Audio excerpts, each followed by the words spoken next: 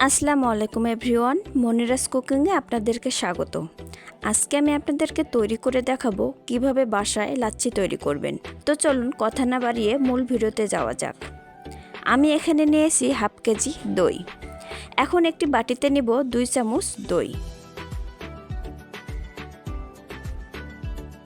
একটু নেড়েচেড়ে এতে দিব 1/3 কাপ চিনি।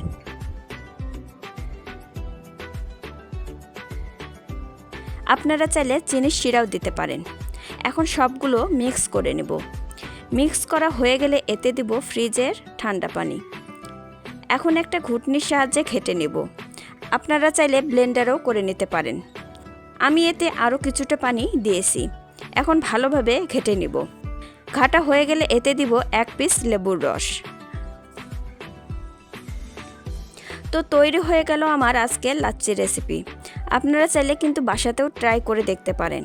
খেতে কিন্তু অনেকটা টেস্টি। তো আজকের ভিডিওটি এখানেই শেষ করছি। সবাই ভালো থাকবেন। আল্লাহ হাফেজ।